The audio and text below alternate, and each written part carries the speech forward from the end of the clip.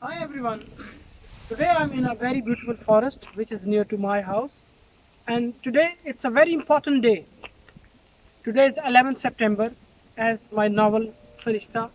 It's based on 9/11, which we called 11th September, and 9 is the 9th month of the year. And this thing happened in 2001, 9/11, and today is exactly after 18 years I'm reading my novel Farishta, which is based on the facts and figures and realities of 9/11. So let's start. Hi everyone. Today I'm going to read the 16th chapter of my novel Farishta. So let's start. I said, "Your story is quite interesting." He said, "This is my story, but you must have some story as well. What are you doing here?" I said, "I'm here for tourism purpose." When he heard this, he said, "Wow, that's very good. Swiss, you will see, but do you mind telling me about Pakistan? Which are the best places to see, and which month is perfect to see these places?" I said, "I think our whole country is beautiful, but for European tourists, they prefer north of Pakistan. You might know about this. In those areas, there are high mountains and lush green valleys, cascades, cascades, and fairy meadows."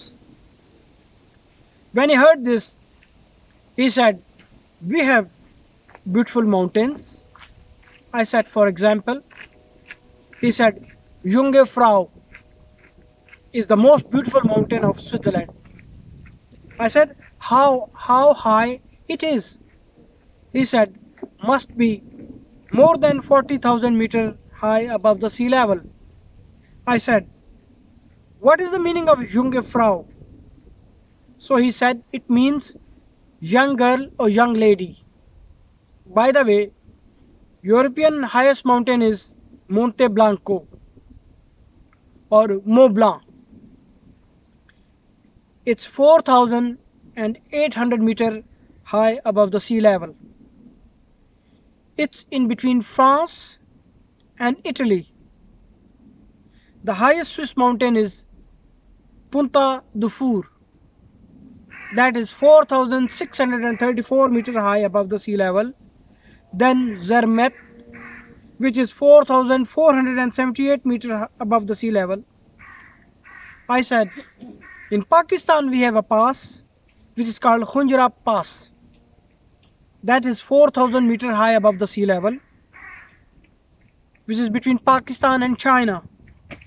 It's open for 6 months for transportation and good forwarding between two countries. There's a lack of oxygen at this height. What do you think if you compare Junge Frau with Khunjrab Pass? Do you think that one can go by road on Junge Frau?" When he heard all this, he really got shocked. He said, "It's really astonishing." I further told him all around the world there are 10 mountains which are more than 8,000 meters high above the sea level, and 8 of them they are in Pakistan. 2 of them are in Nepal. K2's height is 8,611 meters high above the sea level. Then we have Nanga Parbat, K3, K4, Rakaposhi, and Ultar. All these mountains are high from 8,000 meters high to 7,000 meters high above the sea level. You will be shocked that world's highest polo ground is in Pakistan. This exists at Shandur Pass. Once I was with some group. Most of the group members were Botanist and geologists. When those botanists and geologists arrived there, one of them started blaming himself. When I asked him what happened, then he said, my whole philosophy, which was about plants, it was the essence of my theory. But today, after seeing this place, I found that my philosophy and hypothesis were wrong. According to my thesis, plants and herbs grow at certain height, then they die. But here at this height, plants and herbs are growing is the proof that sometimes what we read in the books, it's not always true. He took samples of these herbs and some plants. Other was geologist. He was counting layers of stones. He was counting their age. I asked him, what are you doing? So he said, I am calculating the age of this place. The lines which you see on these stones, each line is equal to 1,000 years. I started laughing. What he said. He said, you are laughing, but I'm serious. You see these tiny colorful flowers on these stones? It's the proof that this place was underwater for 1,000 years, 1,000 years ago. After hearing these kinds of philosophies, person like me who is illiterate about geology must think about these geologists and botanists that they are not in their senses, although it was scientifically true. This was the story of Shandur Pass. Then we have world's biggest glacier. He said, if you don't mind, kindly write me down the names of all these places. If I'll go to Pakistan, I will definitely see all these places. I took a piece of paper and wrote names of all these places which I mentioned him. My curiosity was still there. I wanted to know about his t-shirt. Where he bought this t-shirt? Finally, I asked him, where you bought this t-shirt? He said, I went to Nepal. I stopped. My ticket was of Emirates airline. We stopped at Dubai airport. You might have seen Dubai's airport shopping arcade. I was strolling there. I saw the t-shirt and I liked it very much. So I bought this t-shirt. Now, whenever I wear this t-shirt, people look at me in a strange way. But I damn care what they think. If something written in Arabic on your t-shirt, it doesn't mean that you are a terrorist.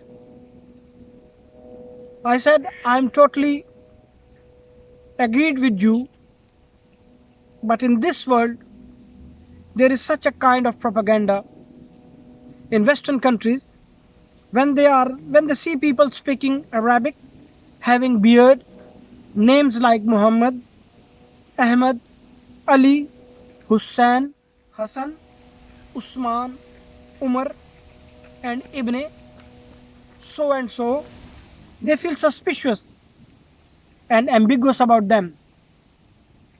He said, you are very right. This is internet age.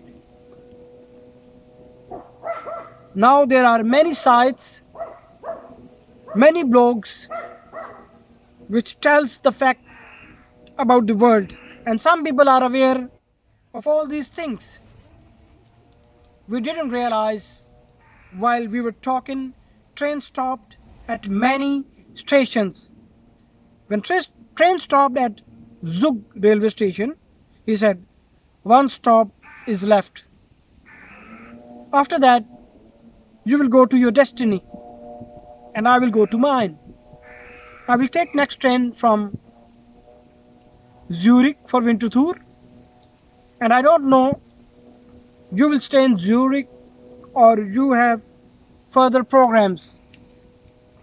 I said, it's exactly as what you said. I don't know why I was why I was hiding. I was thinking, if Suzy will not come, then I'll go to Kreuzlingen. I already had ticket for Kreuzlingen. He gave me his visiting card and phone number and forced me that if I ever come to Winterthur, I will phone him, but I didn't know my destiny. How I would have promised him that I will come.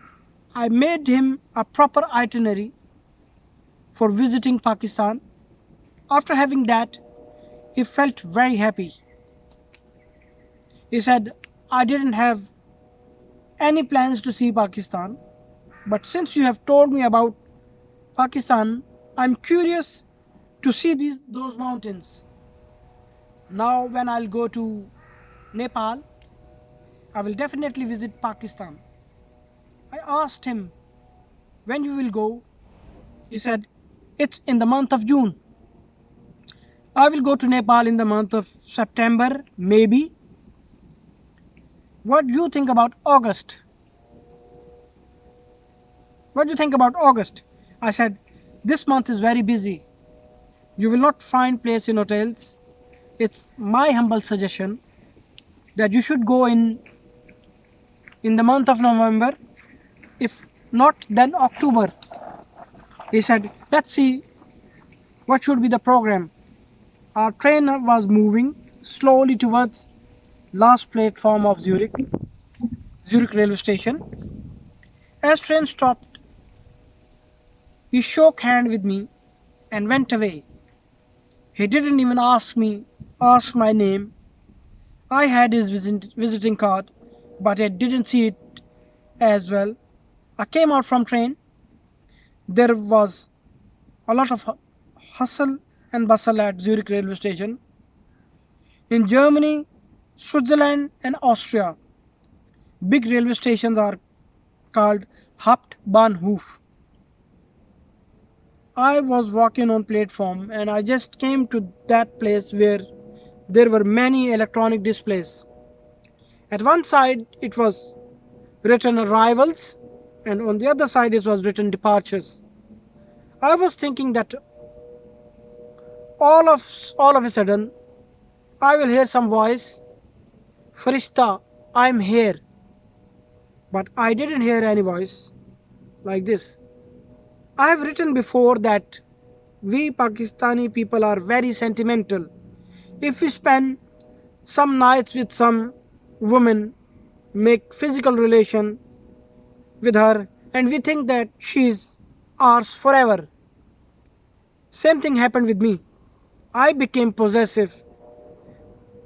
In Suzy's case, I was thinking that when I will phone her, she will be in strained condition. She will start her car and will come to me. I was a bit ambiguous when I called her from Lugano, as her voice and excitement wasn't that as it was before when she was in Pakistan.